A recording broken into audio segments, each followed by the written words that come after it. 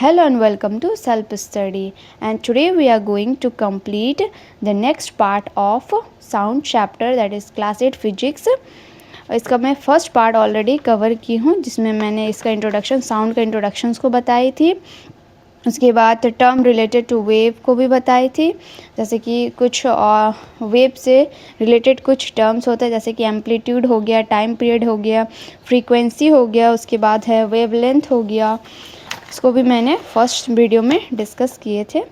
और अभी हम लोग करेंगे representations of wave.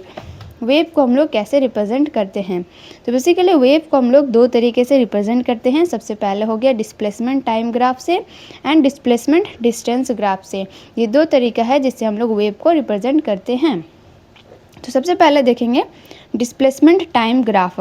So displacement time graph हमें इंडिकेट करता है, शो करता है टाइम को, कि एक वेव एक पोजीशन से दूसरे पोजीशन जाने के लिए उसको कितना टाइम लगा, उसको हम लोग कहेंगे डिस्प्लेसमेंट टाइम ग्राफ।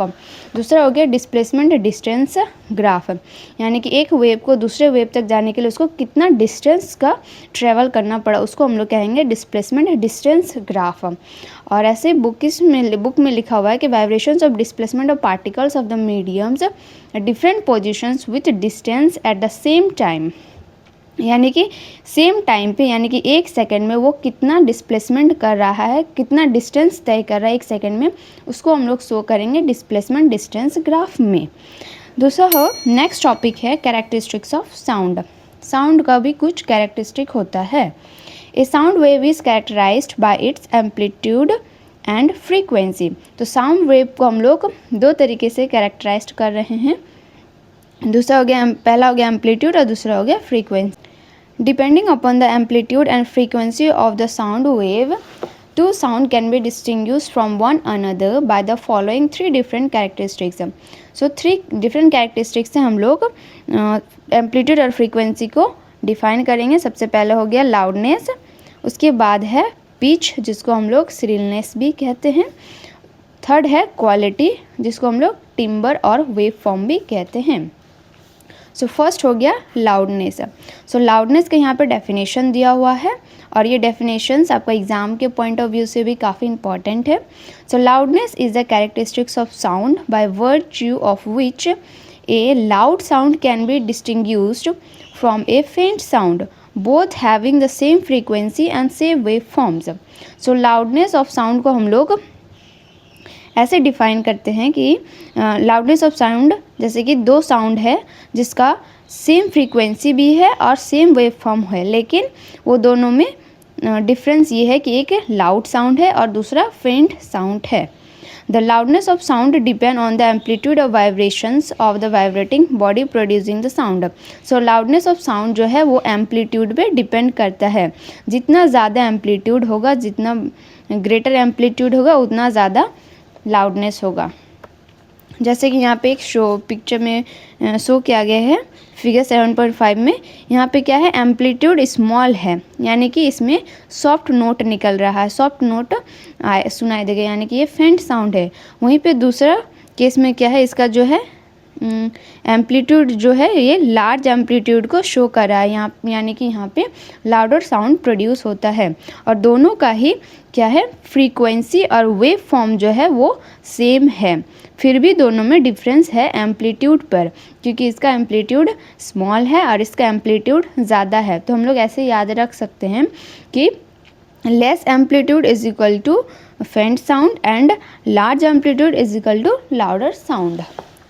यहाँ पे एग्जाम्पल से भी हमें बताया गया है। For example, if you gently pluck the string of a sitar और गिटार, ए सॉफ्ट और faint sound is heard, but if you pluck the string hard, it get displaced more from its rest positions, its amplitude of vibrations increase and so a loud sound is heard.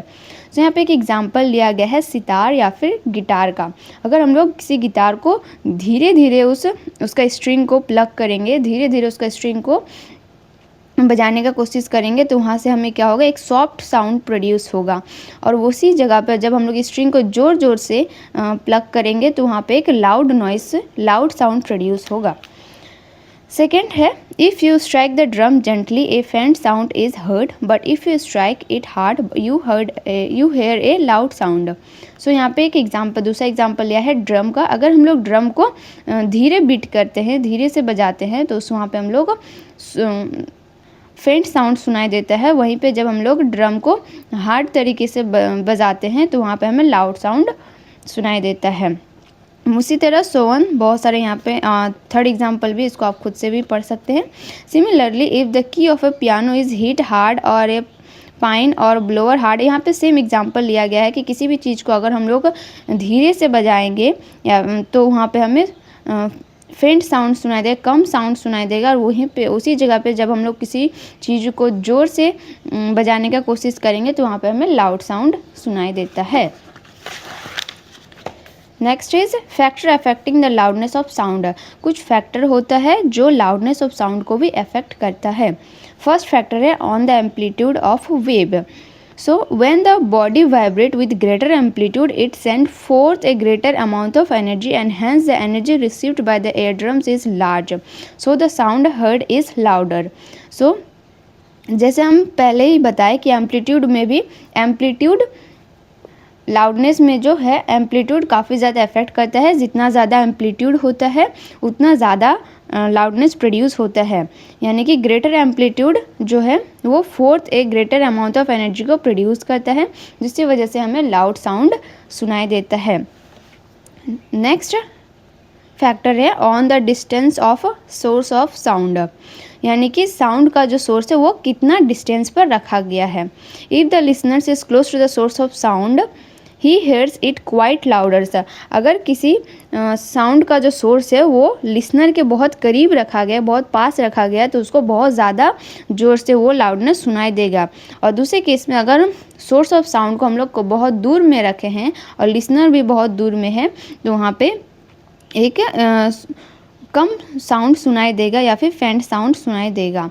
यानी कि कभी कभी अगर source of sound बहुत ज़्यादा ही दूर में है तो लाउडनेस जो है वहाँ पे सुनाई ही नहीं देता. यानी कि सोर्स ऑफ साउंड जो है वो डिस्टेंस पे भी सोर्स ऑफ साउंड का जो डिस्टेंस है ये भी काफ़ी मैटर करता है लाउडनेस के ऊपर. Next is on the surface area of the vibrating body. यानी कि सरफेस एरिया भी मैटर करता है लाउडनेस ऑफ साउंड के लिए. A large vibrating area send forth a greater amount of energy, so the amplitude of vibrations is larger. यानी कि यहाँ पे हम एक एग्जांपल लेते हैं. दो ड्रम है और दोनों में से एक ड्रम का जो है सरफेस एरिया बहुत बड़ा है. यानी कि एक ड्रम काफ़ी बड़ा है और एक ड्रम काफ़ी छोटा है. तो जो ड्रम काफ़ी बड़ा है अगर हम उसको बीट करेंगे तो उससे हमें ज़्यादा लाउडनेस सुनाई देगा एज़ कम्पेयर टू छोटा वाला ड्रम का. अगर वो छोटा ड्रम है उसको हम लोग बीट करेंगे तो वहाँ पे हमें लेस साउंड सुनाई देगा. यानी कि उसका जो बिग ड्रम है उसका सरफेस एरिया क्या है, बहुत ज़्यादा हो रहा है और बहुत ज़्यादा है, इसीलिए हमें वहाँ पे लाउडनेस ज़्यादा सुनाई मिलता है. और जो स्मॉल ड्रम है उसका सरफेस एरिया कम हो रहा है जिसके वजह से वो वाइब्रेशन भी कम हो रहा है, इसीलिए वहाँ पे लाउडनेस ऑफ साउंड जो है वो कम सुनाई देता है. On the sensitivity of the listeners. और ये लिसनर का सेंसिटिविटी में भी डिपेंड करता है loudness of sound. The loudness of sound depend on the sensitivity of the ears of the listeners. A given sound may appear to be louder to a listeners but not so loud to the other listeners. यानी कि loudness जो है वो listeners के sensitivity में भी बहुत ज़्यादा इफेक्ट करता है. अगर एक साउंड है जो बहुत ज़्यादा नॉइस, बहुत ज़्यादा ही मतलब स्पीड में बजाया जा रहा है या फिर बहुत ज़्यादा नॉइस हो रहा है, बहुत ज़्यादा लाउडनेस है, तो सामने वाला जो सुन रहा है मे भी उसको वो कम सुनाई दे, क्योंकि ये ईयर का सेंसिटिविटी में भी डिपेंड करता है. Next is relationship between loudness and amplitude of wave. Loudness and amplitude of wave में क्या रिलेशनशिप है. So loudness of sound is directly proportion to the square of the amplitude of waves. So loudness of sound जो है वो directly proportion होता है amplitude का square में. यानी कि जितना ज़्यादा एम्पलीट्यूड होगा उतना ज़्यादा लाउडनेस होगा. यही इसका सिंपल फॉर्म है. Next is unit of loudness, जिसको हम लोग डेसिबल कहते हैं. Unit of loudness is major on the special scale call the decibel scales. और ये काफ़ी टाइम पूछा भी गया है क्वेश्चन पे एग्जाम पे कि जो लाउडनेस ऑफ साउंड जो है उसको हम लोग किससे मेज़र करते हैं, तो हो गया डेसिबल स्केल से मेज़र करते हैं। So 1 dB is equal to 1/10 of bel, where bel is the unit of level of loudness होता है।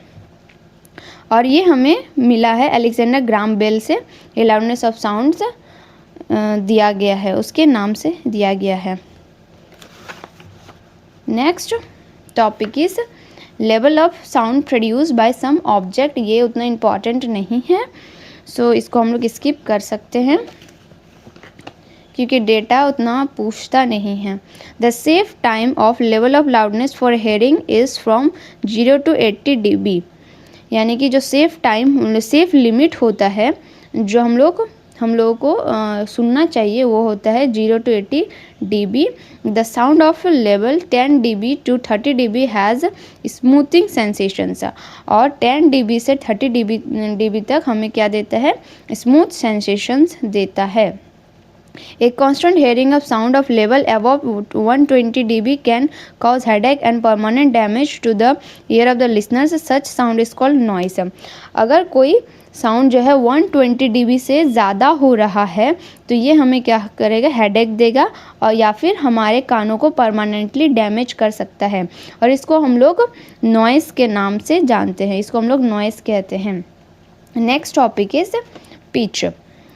So it is a characteristics of sound that differentiates an acute or shrill sound from a faint flat sound. So pitch हमें क्या बताता है कि कौन सा sound shrill है और कौन सा साउंड flat है। It depend on the number of vibrations per second, और ये pitch जो है नंबर ऑफ वाइब्रेशंस पर डिपेंड करता है। तो हमें ये याद रखना है कि लाउडनेस जो है वो एम्पलीट्यूड पर डिपेंड करता है और पिच जो है वो वाइब्रेशंस पर सेकंड पर डिपेंड करता है। Pitch refer only to the musical sound and each musical note has a definite pitch. So pitch जो है कि म्यूजिकल साउंड पर डिपेंड, म्यूजिकल साउंड का रेफर करता है और हर म्यूजिकल इंस्ट्रूमेंट का अलग अलग पिच होता है। If the pitch is high, the sound is shrill, and if the pitch is low, the sound is flat. So अगर पिच जो है किसी म्यूज़िकल इंस्ट्रूमेंट का पिच जो है काफ़ी हाई है तो यानी कि उसका साउंड जो होगा वो बहुत ज़्यादा श्रील होगा, यानी कि सुरीला आवाज़ होगा।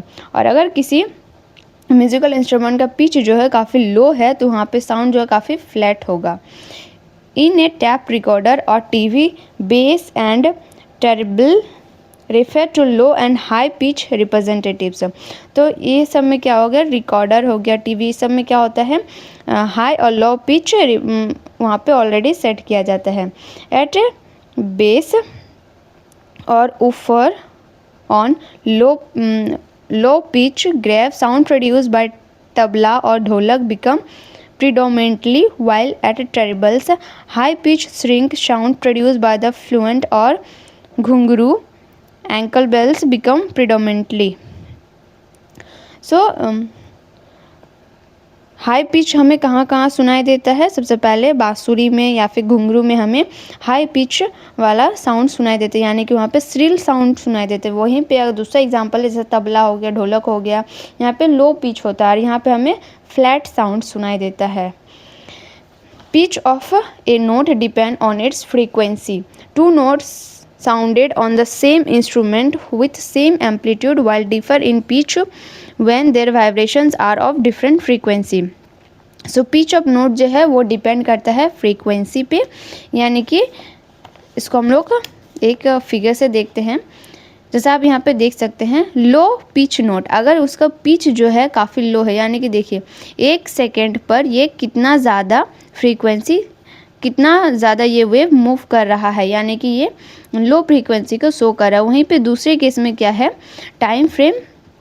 टाइम जो है सेम है, 1 सेकेंड ही है और ये 1 सेकेंड में क्या हो रहा है, इसका वेव जो है 2 बार कवर कर लेता है, यानी कि यहाँ पे हाई पिच है, यानी कि यहाँ पे हमें श्रिल साउंड सुनाई देगा, काफ़ी सुरीला आवाज़ सुनाई देगा। और वहीं पे यहाँ पे दूसरे केस में क्या होगा, काफ़ी फ्लैट साउंड सुनाई देता है।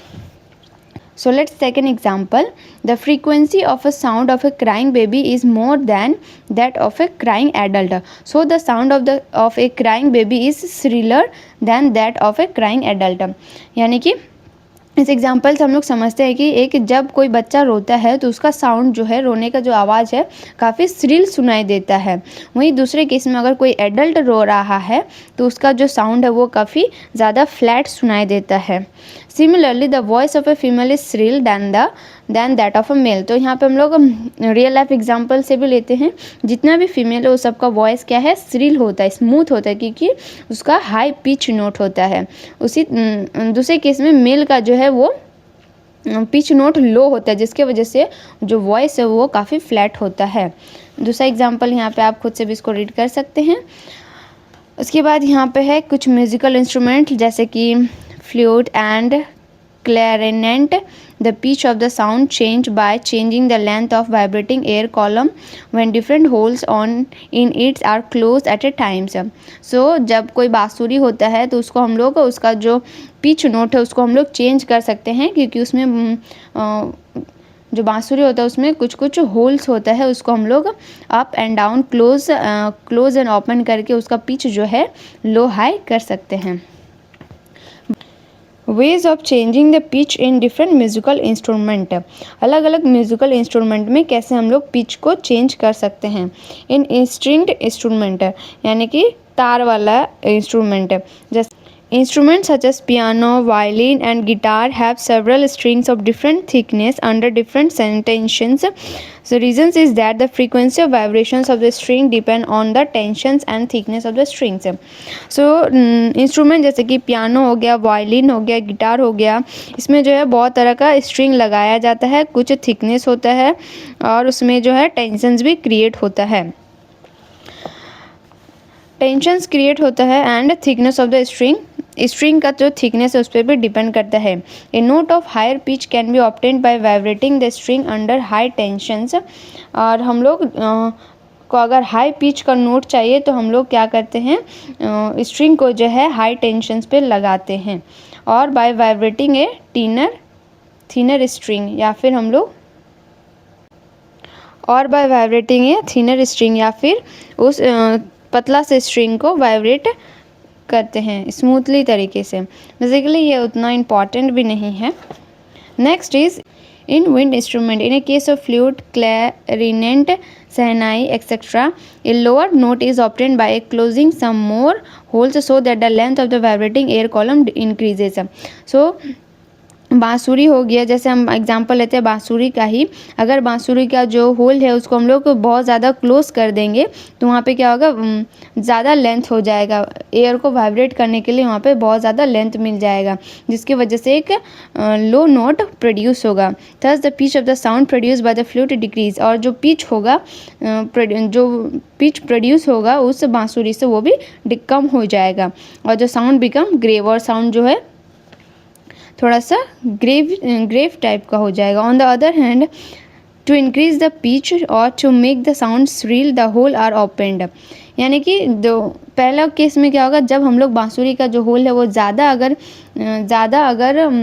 बंद कर देते हैं तो वहाँ पे बहुत ज़्यादा स्पेस मिल जाता है एयर को वाइब्रेट करने के लिए, जिसकी वजह से क्या होगा कि वहाँ पे हमें फ्लैट साउंड सुनाई देगा। और वहीं पे जब हम लोग होल को थोड़ा ओपन करते हैं, ओपनली छोड़ देते हैं, तो वहाँ पे लेस स्पेस मिलेगा एयर को वाइब्रेट करने के लिए, उस केस में हमें श्रील वॉइस सुनाई देगा, यानी कि वहाँ पे हमें श्रील वॉइस सुनाई देगा। So next topic is in membrane instrument, in instrument such as dholak, tabla, drum etcetera show in figure, यहाँ पे फिगर 7.14 में दिखाया गया है। There is a membrane which is stretch by means of a string to produce a sound, the membrane is made to vibrate by string और tapping it. The pitch of sound depend on the size and tensions of the membrane. तो ढोलक और तबला में क्या होता है, ये membrane, इसमें मेम्ब्रेन प्रेजेंट होता है, यानी कि ये जो हो गया मेम्ब्रेन प्रेजेंट होता है, which is stretch by means of string, जिसको हम लोग स्ट्रिंग से इसको क्या करते हैं, स्ट्रेच मतलब ज़्यादा खिंचाव, स्ट्रेच खींच देते हैं, जिसकी वजह से जब हम किसी चीज़ को टैप करते हैं उसके ऊपर तो वो हाई और लो पिच प्रोड्यूस करता है। The pitch of the sound depend on the size and tensions of the membrane. So pitch जो है यहाँ इस केस में पिच जो है डिपेंड कर रहा है size and tensions of the membrane पर डिपेंड करता है। More tight and small in the membrane higher is the pitch of the sound producer. अगर ये जो मेम्ब्रेन है इसको हम लोग बहुत ज़्यादा टाइट कर देते हैं तो इस केस में साइज़ और जो टेंशंस होगा वो बहुत ज़्यादा हाई हो जाएगा, जिसके वजह से स्मॉल हो जाएगा। ये जो सरफेस एरिया ये टाइट हो जाएगा और स्मॉल हो जाएगा, जिसके वजह से हायर पिच प्रोड्यूस होगा। Thus to increase shrillness of sound the instrument of small membranes is taken. इसीलिए जब हमें एक श्रिल साउंड चाहिए तो हमें क्या करना है, इंस्ट्रूमेंट को बहुत ज़्यादा टाइट करते हैं, जिसकी वजह से हमें श्रिल साउंड प्रोड्यूस होता है। Next topic is monotone. A sound of single frequency is called a monotone. So इसको सिंपली इसका डेफिनेशन है, जब सिंगल फ्रीक्वेंसी किसी साउंड को प्रोड्यूस कर रहा है तो उसको हम लोग कहते हैं मोनोटोन। सिंगल फ्रीक्वेंसी यानी कि एक फ्रीक्वेंसी पर जब कोई साउंड प्रोड्यूस हो रहा है। The turning fork is the only source of sound which produce sound of a single frequency. तो ये भी हमें याद रखना है कि which substance produce monotone sound? The answer is turning fork. Turning fork जो है एक ऐसा और ओनली वन सोर्स है जिसकी वजह से हमें मोनोटोन साउंड प्रोड्यूस होता है। टर्निंग फॉर्क इज यहाँ पे टर्निंग फॉर्क दिखाया गया है 7.14 में। ये कैसा होता है, यू शेप्ड मेटेलिक पीस होता है with A steam in the middle, और इसके मिडिल में क्या होता है, स्टीम होता है। Its arms are known as prongs. इसका जो आर्म्स होता है उसको हम लोग प्रॉन्ग्स कहते हैं, और नीचे वाला का जो है इसको हैंडल या फिर स्टेम कहते हैं। इसी को हम लोग कहते हैं टर्निंग फोर्क्स। इसी को डिफाइन किया गया है। नेक्स्ट टॉपिक इज क्वालिटी और टिम्बर और वेव फॉर्म। क्वालिटी जिसको हम लोग टिम्बर भी कहते हैं या फिर वेव फॉर्म कहते हैं। Quality is a characteristics which distinguish two sound of the same pitch and same loudness. So quality यानी कि दो साउंड है जिसका सेम पिच भी है और सेम लाउडनेस भी है, पर किस साउंड का कैसा क्वालिटी है ये हमें बताता है। The sound produced by any musical instrument or human being contain in small amplitude 2 or more waves of different frequency which are integral multiples of frequency of source. These waves are different in different source. So यानी कि जैसे हम लोग एक example से समझते हैं इसको, जैसे एक पियानो है और एक टर्निंग फोर्क है। सो पियानो का जो वेव फॉर्म होगा वो कुछ ऊपर नीचे होगा। उसी तरह जो टर्निंग फोर्क है उसका जो फ्रीक्वेंसी है वो बराबर है और उसका एम्पलीट्यूड भी सेम, हर जगह सेम रहेगा, तो जिसकी वजह से उसका क्वालिटी जो है वो एक स्मूथ तरीके से सुनाई देगा, जबकि पियानो का थोड़ा ऊपर नीचे सुनाई देता है। यही यहाँ पर पूरा इसी को डिफाइन किया गया है। इसको आप खुद से भी एक बार पढ़ सकते हैं। जो summarise the table below given the factors. तो यहाँ पे एक टेबल भी दिया गया है, जैसे कि कैरेक्टरिस्टिक्स, लाउडनेस, पिच, टिम्बर हो गया। लाउडनेस जो है वो अफेक्ट करता है एम्पलीट्यूड पर, पिच का जो फैक्टर है वो फ्रीक्वेंसी है, और टिम्बर या फिर क्वालिटी इसका हो गया वेव फॉर्म, यानी कि वह कैसा वेव फॉर्म प्रोड्यूस कर रहा है। और ये काफ़ी इम्पॉर्टेंट है, एज ए शॉर्ट नोट की तरह आप इसको याद कर सकते हैं। Next topic is making a musical toy. ये म्यूजिकल टॉय आप एक बार खुद से बना सकते हैं, और एक बार कमेंट में भी बताइएगा कि आपका म्यूजिकल टॉय कैसे बना है। So the chapter is almost over. There is a few question that is solved example and you can try it by yourselves. Solutions is also given. So if you like the video, do like, share and subscribe. Thank you for watching and do share with your friend. Thank you.